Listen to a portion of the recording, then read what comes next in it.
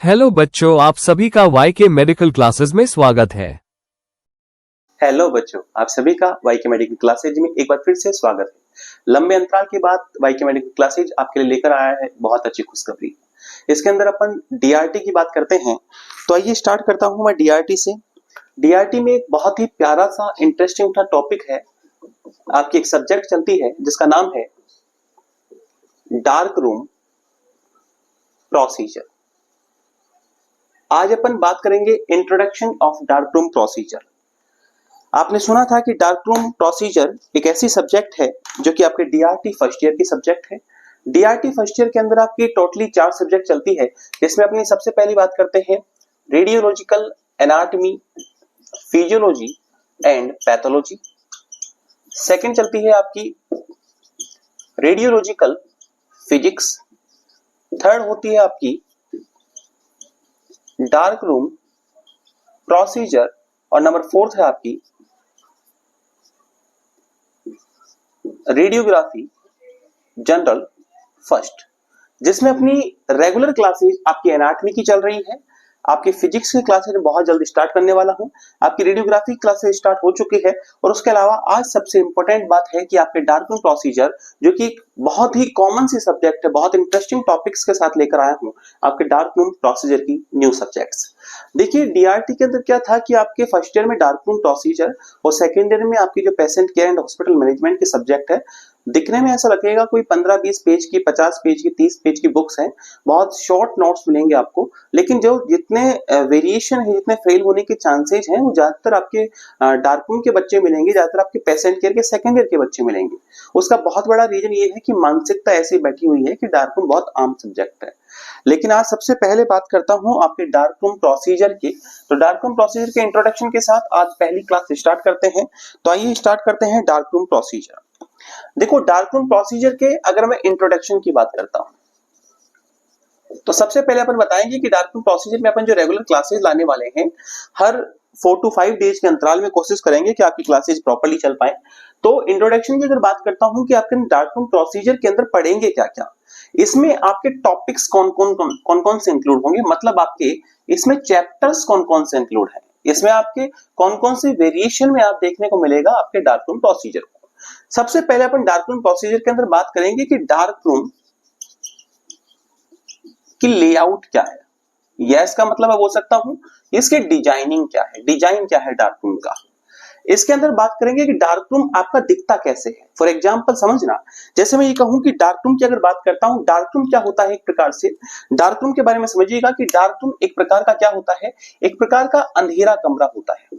Dark room क्या होगा, एक प्रकार का अंधेरा कमरा होगा। अंधेरे कमरे का मतलब होता है डार्क रूम, एक ऐसा रूम जहां पर अंधेरा होता है। डार्क रूम क्या होता है, डार्क रूम एक प्रकार का रूम है। फॉर एग्जांपल समझिए, जैसे मैं कहूं कि ये एक प्रकार का रूम है, ये आपका डार्क रूम कहलाएगा। डार्क रूम कहां होता है, डार्क रूम होता है किसी भी आपके एक्सरे रूम के पास में। जैसे फॉर एग्जांपल यहां पर कोई आपका एक्सरे रूम है, तो इसी एक्सरे रूम के पास में आपका डार्क रूम होगा।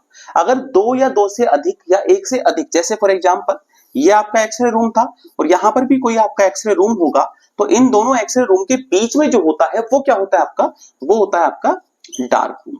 उसका रीजन क्या होता है, वर्क स्टेशन के तौर पर माना जाता है कि एक्सरे रूम के बिल्कुल पास में क्या होना चाहिए, आपका डार्क रूम होना चाहिए, जिससे किसी भी कार्यवाहिनी के तौर पर या किसी भी कार्य की गतिविधियों में कोई दिक्कत ना आए और जल्दी से जल्दी आप वर्क को, प्रोसेस को पूरा कंप्लीट कर पाए, इसलिए डार्क रूम को इनके बीच में बनाया जाता है। आगे बात समझिएगा कि मैंने बोला कि आपका जो डार्क रूम होता है उसमें अपन क्या देखा, अपन ने देखा कि आपका जो एक्सरे रूम था, मतलब रेडियोग्राफी रूम था, उस रेडियोग्राफी रूम को क्या नाम दे दिया अपन ने, उसको नाम दिया आपने, मतलब एक्सरे रूम को अपन ने नाम दिया रेडियोग्राफी रूम, क्योंकि वहां पर एग्जैक्ट में क्या होती है, आपकी रेडियोग्राफी होती है।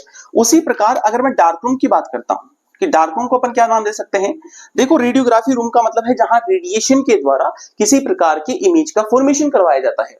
लेकिन एग्जैक्ट के अंदर जो आपकी लेटेंट इमेज को, मतलब आपकी इनविजिबल इमेज को, जो आपकी विजिबल इमेज में कन्वर्ट करने वाला रूम है, मतलब एडजेक्ट में आपकी इमेज का फॉर्मेशन करने वाला रूम है, एडजेक्ट में आपकी इमेज को सीन करवाने वाला, विजिबल करवाने वाला रूम है किसी प्रोसेसिंग के दौरान, उसे अपन ने क्या नाम दे दिया, उसे अपन ने नाम दिया डार्क रूम। और डार्क रूम के अंदर होने वाली प्रोसीजर को अपन ने कंप्लीटली नाम दे दिया डार्क रूम प्रोसीजर। अब आगे समझिएगा कि डार्क रूम के एग्जैक्ट में लेआउट कैसी होती है। लेआउट का मतलब है, जैसे फॉर एग्जांपल मैंने कहा कि ये आपका कोई डार्क रूम है।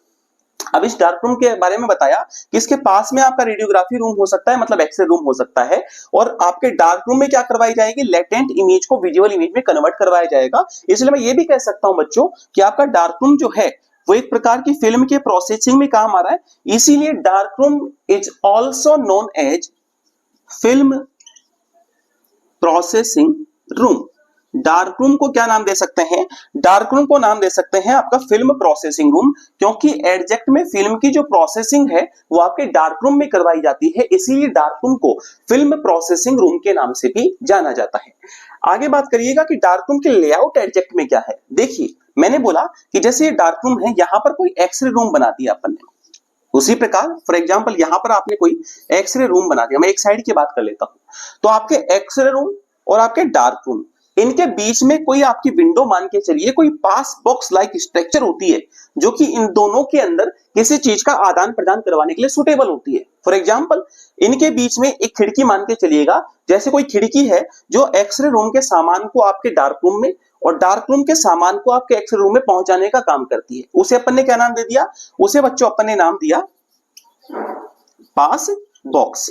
पास बॉक्स एग्जैक्ट में करता क्या है, पास बॉक्स अपन पढ़ेंगे आगे जाकर डीप में कि पास बॉक्स ऐसा एक मटेरियल है जो कि एक्सरे रूम और डार्क रूम के बीच में स्थित होता है, और जो आपके यहां पर एक्सपोज और अनएक्सपोज जो कैसेट होती है उनका प्लेसमेंट करवाने के लिए पास बॉक्स जिम्मेदार होता है। वो आपका एक प्रकार से बाउल या कंटेनर के तौर पे काम करता है। उसी प्रकार यहां पर आपके डार्क रूम के अंदर दो प्रकार के साइड होती है, दो साइट मान सकता हूं, दो जगह मान सकता हूं। जैसे एक जगह तो वो होगी जिसको अपन ने नाम दिया वेट साइड, और एक वो होगी जिसको अपन ने नाम दे दिया ड्राई साइड। देखो नाम से क्लियर है, साइड मतलब एक प्रकार का कोई किनारा, एक प्रकार की कोई स्थिति बात कर सकता हूं, जगह बात कर सकता हूं, और वेट मतलब गीला, मतलब जहां जहां आपके गीले कार्य होते हैं। फॉर एग्जांपल जहां जहां वेट प्रोसेसिंग होगी, अपन ने पढ़ा कि आपके डार्क रूम के अंदर फिल्म की प्रोसेस करवाई जाएगी, और ये फिल्म की प्रोसेस आपके किसी प्रकार के डेवलपर सॉल्यूशन, आपके फिक्सर, आपके रिंजर सॉल्यूशन, आपके ड्रायर सॉल्यूशन के द्वारा वॉशिंग सॉल्यूशन के द्वारा करवाई जाएगी। और उनको मैंने बोला कि ये सारे के सारे आपके जो केमिकल होते हैं जो कि वेट प्रोसेसिंग के दौरान काम आएंगे, वो स्थित कहां होते हैं, आपके वेट साइड में। फॉर एग्जाम्पल जैसे कोई पाउडर है आपका, जैसे कोई वेस्ट पेपर मान के चलिएगा, जैसे कोई इंपोर्टेंट पेपर मान के चलिएगा, कोई आपके सूखे चीजें जो भी हैं आपके जो डार्क रूम में काम आने वाली है, वो एग्जैक्ट में कहां प्लेसमेंट होगा उनका, वो ड्राई साइड में होगा। तो ऐसे आपके ड्राई साइड भी प्रेजेंट होती है आपके डार्क रूम के अंदर, और आपकी वेट साइड भी आपकी प्रेजेंट होती है। आपके यहाँ पास बॉक्स होता है, इसी के पास में आपके एक सेफ लाइट लगी होती है, क्योंकि आपने पढ़ा कि डार्क रूम क्या होता है आपका, डार्क रूम जो होगा वो एक प्रकार का ऐसा रूम है जहां अंधेरा है। क्यों, क्योंकि आपका डार्क रूम जो होता है वो बच्चों लाइट सेंसिटिव रूम होता है, लाइट से संवेदनशील होता है। क्योंकि अपन ने पढ़ा क्योंकि एक्सरे जो होती है वो फोटोग्राफिक इमेज बनाने का काम करती है, फोटोग्राफिक फिल्म होती है, लाइट अगर उसके ऊपर आती है, एमिट होती है, तो इमेज का फॉर्मेशन कर देती है, या ब्लर हो जाती है, या आपकी एक्सपोज हो जाती है। तो आपके डार्क रूम के अंदर देखो एक्सरे फिल्म भी है, डार्क रूम में देखो आपकी कैसेट भी है, डार्क रूम में आपकी इंटेंसिफाइंग स्क्रीन भी है। हो सकता है डार्क रूम में आपकी एक्सपोज फिल्म भी रखी हो सकता है डार्क रूम में आपकी अनएक्सपोज फिल्म भी रखी हो। तो इनको बचाए रखने के लिए आपके डार्क रूम को लाइट सेंसिटिव बनाया जाता है, जिससे किसी प्रकार की गलत कार्यविधि ना हो। सीधी और सिंपल सी बात कि डार्क रूम लाइट सेंसिटिव है, इसका मतलब बिल्कुल अंधेरे कमरे में तो कोई काम हो नहीं सकता। जिस प्रकार का एग्जांपल समझिएगा, बंद कमरे में रात को टॉयलेट जाते टाइम या कोई भी वर्क करने के लिए आपको 0 वाट का बल्ब चाहिए, क्योंकि आपको पता होना चाहिए कि रास्ते में कोई चीज आए तो मैं टकरा ना जाऊं, गिर ना जाऊं। उसी प्रकार आपके डार्क रूम के अंदर भी ज्यादा उजाला ना होकर, ज्यादा लाइटिंग ना होकर एक छोटा सा बल्ब लगाया जाता है, जिसे अपन सेफ लाइट कहते हैं। सेफ लाइट का मतलब ही क्या होता है बच्चों, याद रखना, सेफ लाइट का मतलब होगा ऐसी लाइट जो सुरक्षित है। सुरक्षित मतलब ऐसी लाइट जो आपके कार्य भी करवा देगी, और उसके अलावा किसी प्रकार से आपके फिल्म को एक्सपोज या फोग भी नहीं करेगी। उसे अपन ने क्या नाम दे दिया, सेफ लाइट नाम दे दिया। इसके अलावा डार्क रूम में आपके हैंगर्स लगे होते हैं, और कई इक्विपमेंट आपके डार्क रूम में होंगे जिसका डिटेल्स में स्टडी करेंगे अपन डार्क रूम के लेआउट के इंट्रोडक्शन के अंदर, जब अपन एडजेक्ट में अपन टॉपिक पढ़ेंगे डार्क रूम की फर्स्ट चैप्टर लेआउट के बारे में। दूसरी बात, इसके अंदर सेकेंडरी बात करेंगे अपन किसकी, इसके बाद में अपन बात करेंगे आपके कैसेट की। कैसेट के बारे में बात करेंगे बच्चों, सेकंड टॉपिक कि कैसेट आपकी क्या होती है। कैसेट जो होगा वो एक प्रकार की बुक लाइक स्ट्रक्चर होती है। किसकी बात कर रहा हूं मैं बात करूंगा सेकंड में आपकी कैसेट की। कैसेट एक प्रकार की बुक लाइक स्ट्रक्चर होती है जिसमें क्या होता है, जिसमें जैसे कोई पेज होते हैं उसी प्रकार उसके अंदर भी क्या होंगे, उसके अंदर भी आपकी इंटेंसिफाइंग स्क्रीन होगी जिसे आईएस कहते हैं, और उसके अलावा यहीं पर आपकी क्या लगी होती है, आपकी फिल्म भी रखी हुई होती है। एडजेक्ट में आपकी इमेज का फॉर्मेशन फिल्म के ऊपर हो रहा है, इसका मतलब इंटेंसिफाइंग स्क्रीन, आपके फिल्म, आपके कैसेट को भी डार्क रूम में प्लेस करवाया जाएगा। ये भी अपन डार्क रूम में ही बातें करेंगे, डार्क रूम की प्रोसीजर के अंदर बात करेंगे, डार्क रूम के लेआउट में भी बात करेंगे कहां कहां प्लेसमेंट होता है इसका। उसके अलावा यहां पर अपन कैरेक्टरिस्टिक्स कर्व के बारे में पढ़ेंगे। उसके अलावा अपन जब बात करेंगे आपके फिल्म की, तो फिल्म में अपन पढ़ेंगे कि फिल्म की जो प्रोसेसिंग होती है बच्चों वो दो प्रकार से होगी स्पेशली। कौन कौन सा, एक होती है आपकी मैन्युअल फिल्म प्रोसेसिंग और नंबर सेकंड होगी आपकी ऑटोमेटिक फिल्म प्रोसेसिंग। देखो मैनुअल फिल्म प्रोसेसिंग का मतलब होता है कि जहां पर ने बात की वेट साइड में आपके डेवलपर, रिंजर, फिक्सर और आपके वॉशर सॉल्यूशंस रखे होते हैं, तो उनको मैनुअली जो वर्क करवाया जा रहा है वो होता है आपका मैनुअल फिल्म प्रोसेसिंग, जिसमें अधिक समय भी लगता है। लेकिन प्रेजेंट टाइम के अंदर जो आपके ऑटोमेटिकली फिल्म प्रोसेसिंग में आ रही है उसे अपन ने नाम दिया ऑटोमेटिक फिल्म प्रोसेसिंग, जिसका टाइम जो होता है वो मैनुअल फिल्म प्रोसेसिंग के बजाय कम लगता है और बहुत ज्यादा यूजफुल भी है प्रेजेंट टाइम के अंदर। तो ये अपन बात करेंगे आपके डार्क रूम की प्रोसीजर के अंदर। इसके अलावा अपन एडमिनिस्ट्रेशंस की बात करेंगे, रिकॉर्ड कीपिंग की बात करेंगे कि एडजेक्ट में यहां पर रिकॉर्ड को कैसे कीप किया जाएगा, रिकॉर्ड को कैसे प्लेस करवाया जाएगा, स्टोर करवाया जाएगा। इसके अलावा अपन बात करेंगे यहां पर सिल्वर रिकवरी मेथड की, कि सिल्वर को आपके फिल्म से, आपके यहां पर डेवलपिंग सॉल्यूशन, रिंजिंग सॉल्यूशन से अपन एडजेक्ट में सिल्वर को कवर कैसे करेंगे, रिकवर कैसे करेंगे, उसका मेथड पढ़ेंगे। उसके अलावा यहां पर एडजेक्ट में पढ़ेंगे लेटेंट इमेज क्या होती है। अपन ने अभी बात की ना कि लेटेंट इमेज को, इनविजिबल इमेज को विजिबल इमेज में कन्वर्ट करने का काम करता है। इसका मतलब अपन बात करेंगे कि एडजेक्ट के अंदर ये कैसे आपके इनविजिबल इमेज को, लेटेंट इमेज को विजिबल इमेज में कन्वर्ट करने की प्रोसेस होती है। तो ये सारी की सारी बातें करेंगे किसके अंदर, आपके डार्क रूम के अंदर।